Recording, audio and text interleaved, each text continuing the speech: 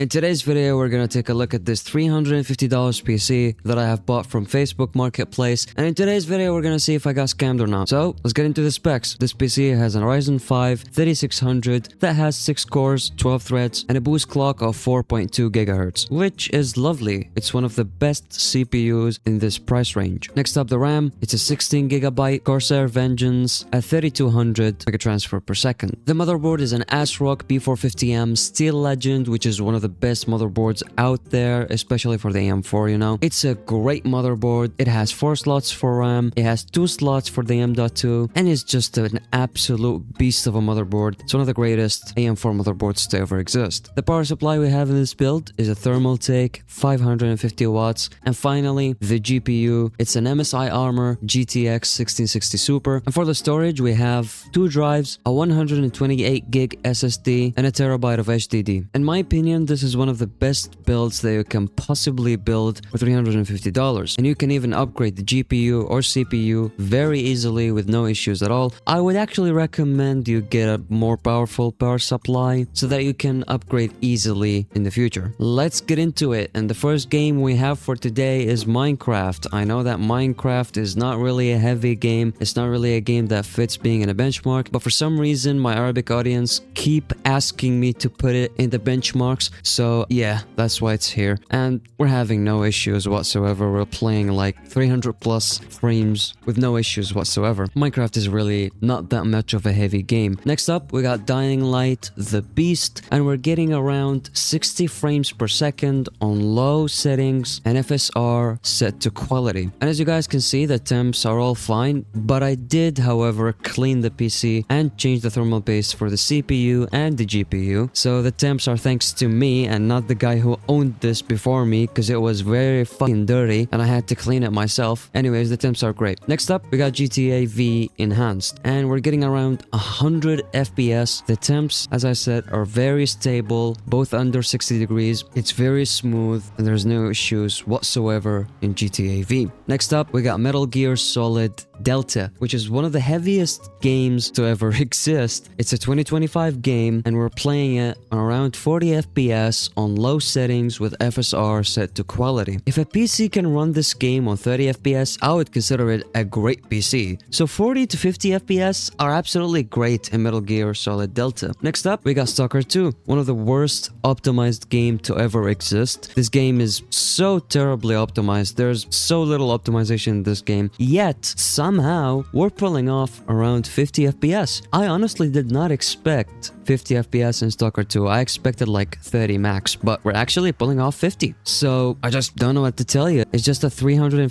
PC, and yet we're getting really good frames considering the games that we're running. Next up, we got Silent Hill 2, and it's also one of the heaviest games, and yet we're getting 38, around 40 FPS in the forest, which is one of the heavy places in the game because there are a lot of trees and details that the GPU needs to render, and yet we're getting good FPS. Next up, we got The Last of Us Part 2 Remastered. I did put the settings to low and FSR to quality, but we're getting really good frames, around 65, between 60 to 70 frames depending on where we are. However, the experience is super smooth. There are no drops. I can see that the 1% low shows 7 frames, but that's just a lie. While I'm gaming, there was absolutely no issues whatsoever. Next up, we got CS2. I hate Counter-Strike 2, but I play it for reasons that I cannot explain. I guess I'm a masochist. Anyways, we're getting more than 140 FPS on this game, which is great. It shows you that this PC and any similar specs can run competitive games, things like Counter-Strike 2, Rocket League, League of Legends, with no issues whatsoever at 100 plus frames per second. Next up,